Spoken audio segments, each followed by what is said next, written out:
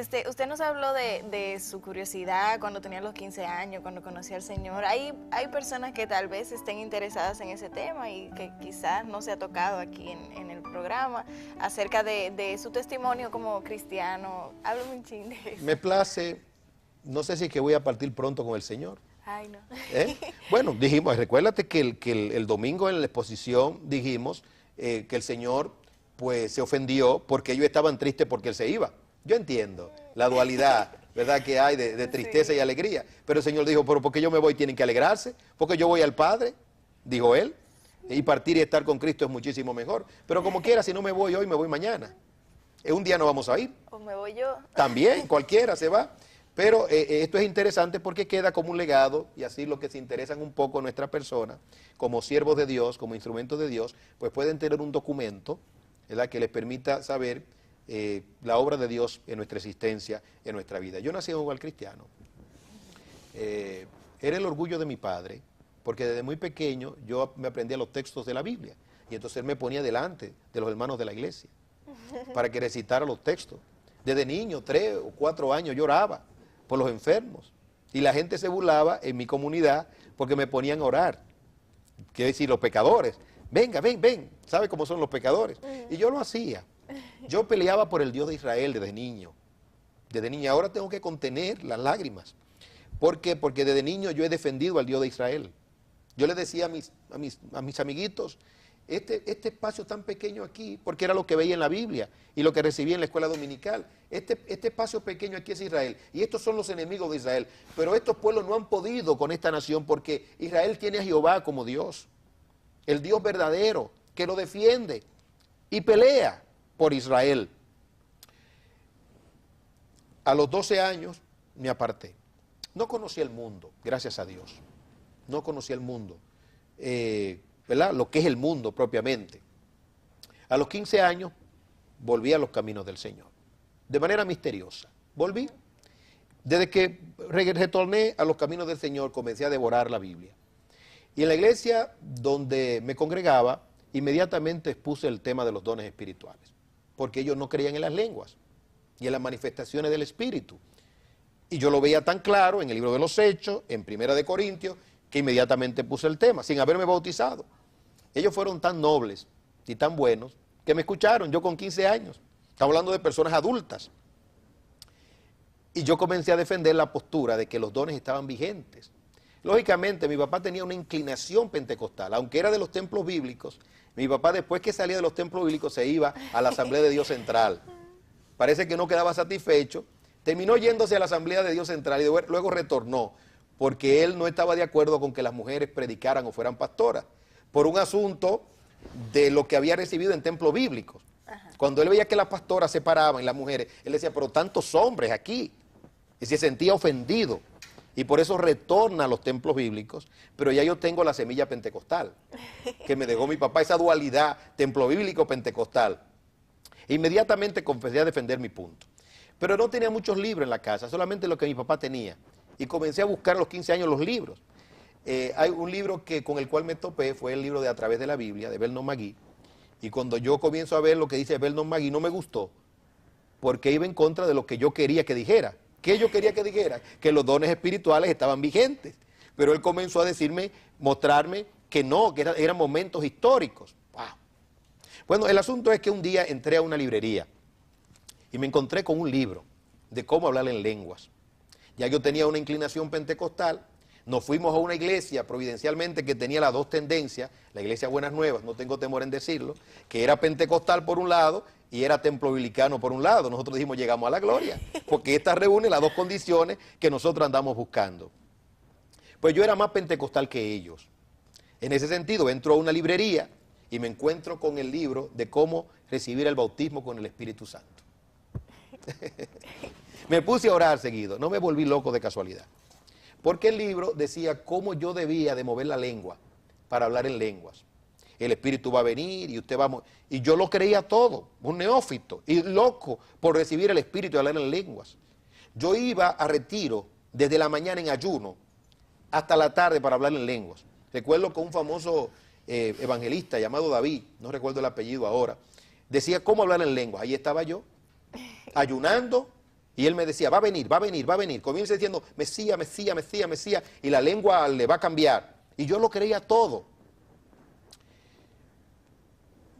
Comienzo a pastorear a los 19 años. Ya estoy en el ministerio a los 15. Trabajé en la Cruzada Estudiantil y Profesional para Cristo un tiempo, con el señor Braulio Porte, de quien aprendí muchísimo. Siendo un niño, por así decirlo, dirigí un ministerio para niños. Ya a los 17 años estaba en la radio, con un ministerio llamado Solo para Valientes. Suena familiar. Eso era familiar. Bueno, pues a los 18 y 19 ya yo estaba pastoreando en una iglesia local que inició mi padre en su casa. En ese tiempo, entonces, yo comencé a estudiar más las escrituras, ya como pastor, con más seriedad. Me encontré con un amigo que influyó significativamente en mi vida y comenzó a darme casetes de una iglesia hermana, la Iglesia Bíblica del Señor Jesucristo. Ellos predicaban con tanto poder, en el año, estamos hablando de la década del 85, que yo decía, a ellos nada más les hace falta una cosa. Hay poder, pero le hace falta el Espíritu Santo. Recuérdate que yo tengo un paradigma pentecostal. Estoy diciendo, nada más le falta el Espíritu Santo. De ahí es que me regalan un libro, el libro Los Carismáticos de John MacArthur. Me lo desmenucé. Y me adherí a la postura de John MacArthur de que ya los dones espirituales habían cesado. Es decir, que cuando yo combatía a los pentecostales, ¿cuál libro yo tomaba? El de los bautistas. El de John MacArthur. Los Carismáticos de John MacArthur. En otras palabras, yo estaba en esa escuela. Y ya estaba descansado. Primera de Corintios, el libro de los Hechos, ya yo asumía la interpretación de John MacArthur y la interpretación de otros hombres de Dios. Pero siempre hemos sido buscadores de la verdad. Alguien nos recomendó un material, un libro, de un autor llamado Jack Dire. Es un teólogo de Dallas. Tenía un ministerio próspero. Y de repente se encuentra con un hombre llamado John Wimber y otro hombre llamado John White. Lo que se conoce también como el avivamiento de Toronto, que es el ministerio de la risa. Pero imagínate tú un teólogo de una iglesia bautista que es influenciado por estos hombres.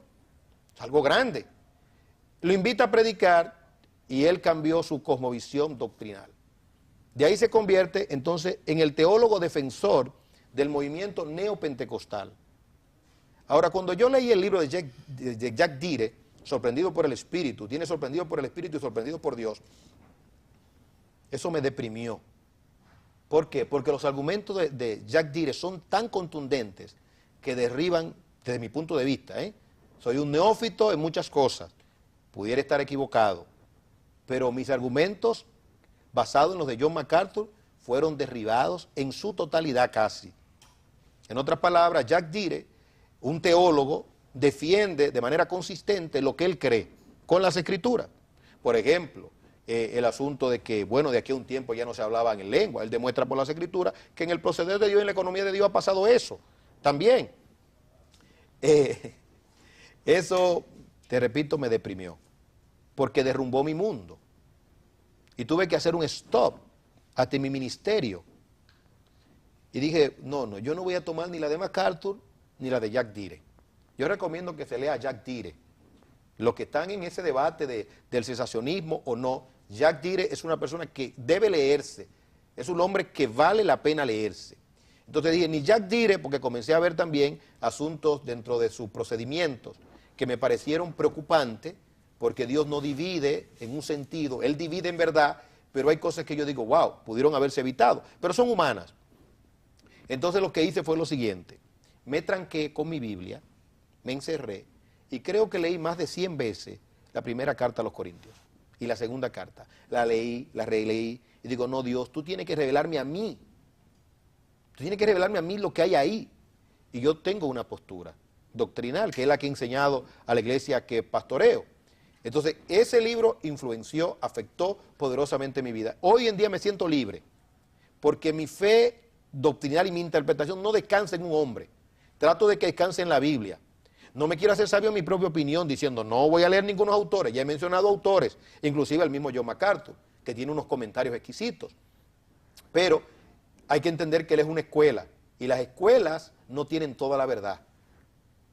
Las escuelas no tienen toda la verdad. La escuela calvinista no tiene toda la verdad. La escuela arminiana no tiene toda la verdad. ¿Dónde está toda la verdad? En la Biblia. Hay que confluir en la palabra de Dios, volver a la palabra. ¿Usted quiere saber la verdad acerca de los dones? Fájese a leer la Biblia. Yo le puedo hablar acerca de 1 de Corintios, pero no viene al caso ahora, porque lo que estoy dando es mi testimonio. Pero en algún momento podríamos hablar de la primera carta a los Corintios, la segunda carta, de los eventos del libro de los Hechos, lo que pienso y lo que creo. En síntesis, yo te puedo decir que no tiene sentido hablar en lengua si no es para edificación. Si es para edificación, que vengan las lenguas. Si hay quien interprete la lengua, que venga también. Y Pablo dice, no impidáis hablar en lenguas. No lo dice Pablo. Entonces no saquemos el texto de su contexto. No le tratemos de buscar una explicación humana. Ahora, que no sea operativo el don hoy en día, eso es otra cosa y es circunstancial también. Pero tenemos que entender que hay una providencia divina que sigue operando hoy en día como en aquellos tiempos. Ahora, ¿qué me ha dado Dios a mí? Bueno, una mente para considerar. Yo tengo que ver esos movimientos, a ver, y me abruman. Los movimientos de hoy en día, de manifestaciones estrambóticas, me abruman. Y a veces hasta me confunden. Entonces, ¿a dónde me voy? A lo más seguro. Es un principio, no a la Biblia, a la palabra. Me voy a lo más seguro y me quedo ahí, porque no me voy a ir detrás de algo que me causa duda. Me agarro de lo más seguro. Y lo otro, no lo enjuicio, se lo dejo al Señor. Digo, ellos sabrán porque ellos darán cuenta a Dios. ¿Se están salvando las almas? Me alegro con que se estén salvando las almas, porque esto no es fundamental para que las almas se salven. Que hablen o no hablen lengua, que sea psicológico o no. Cada cual, Dios lo guiará a la verdad. Si te están manipulando, con eso, tú llegarás a un punto porque tú no eres un animal, tú eres un ser humano que tiene dignidad. Sentido común. Y sentido común, por lo menos debería tenerlo, ¿verdad? Y si tienes el Espíritu de Dios, Él te va a libertar y te va a guiar a toda verdad.